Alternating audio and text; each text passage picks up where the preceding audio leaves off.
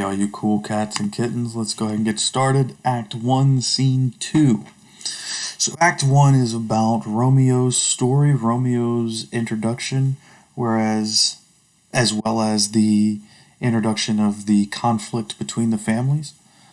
Whereas Scene 2, we're going to get Juliet's side. She is going to be introduced, and we're going to learn more about her background.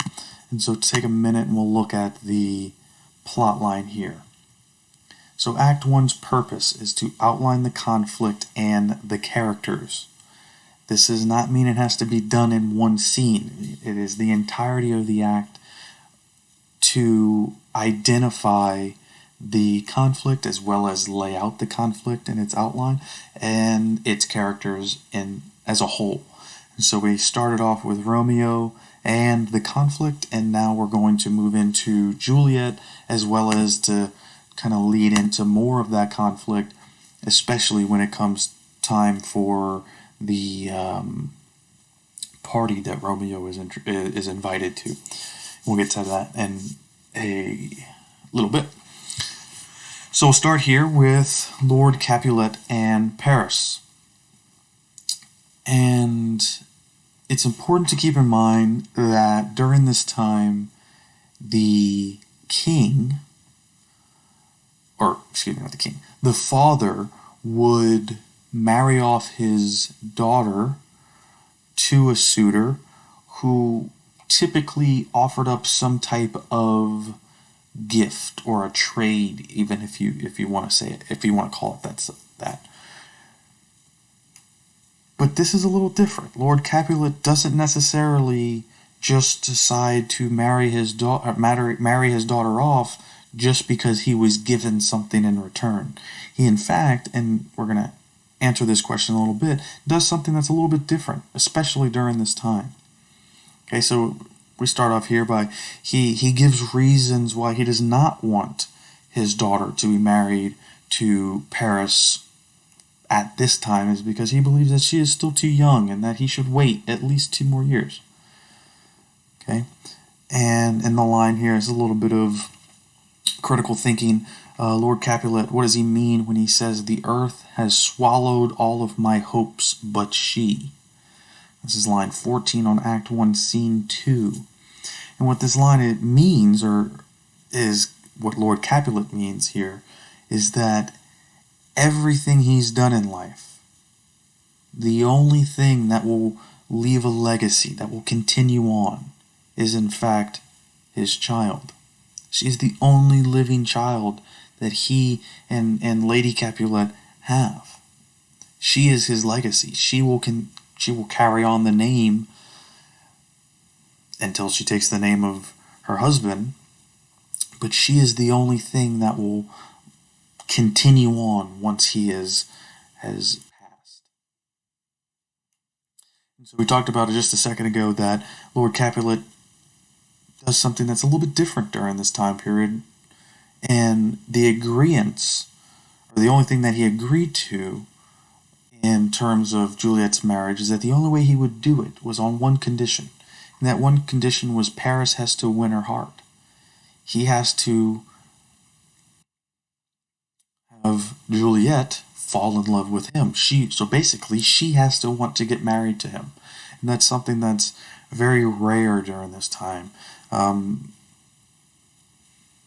Typically, the father would marry off his daughter to the best offer, if you will, right? Whether it's a plot of land or the prized cattle or whatever. So it's very important that Lord Capulet doesn't necessarily feel that way and actually does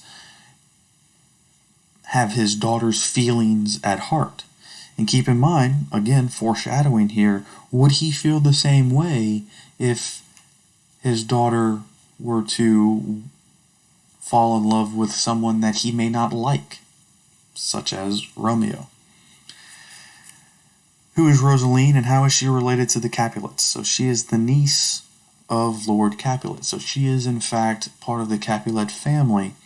And so going back to Romeo, the feud amongst these families is driven into them, I would say at a young age, to where they were to stay away from each other. You don't like them. You don't associate with them. And especially as a teenager, you may be able to identify this and relate to this, which is why Romeo and Juliet is a very relatable story, is anything that you hear or anything that you were told not to do may lead you to want to do it even more. Right? In class, don't talk to your neighbor, right? Don't talk to your friend. We got to pay attention and focus. Sometimes I have to keep saying it over and over again, right? That defiance isn't necessarily always intentional, I would say. I mean, talking's a bit different here, but in this case, that defiance of you are forbidden to see this particular family may lead Romeo to want to see them even more, right? Just to be defiant. Dramatic irony, we talked about how in our story that we are very, or we talked about in the Odyssey, that we want to narrow our focus on a particular or a few literary devices. Because especially with someone like Shakespeare, if we tried to focus on everything, we would be here for a very long time trying to cover everything. So instead, we narrow that window, we narrow that focus into one or two key points or key elements that we focus on. And so for us, we are focusing on dramatic irony and the elements of the Shakespearean tragedy. Okay, these are what we are annotating. Every time you see something that resembles dramatic irony, you should make a note of it. Anything that identifies as an element of the Shakespearean tragedy, you should identify it and annotate it. It is very important that the more and more you do this, the more and more it will become second nature, and you'll start to recognize it at first glance.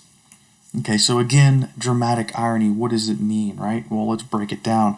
Irony is when someone does or says one thing and the opposite occurs.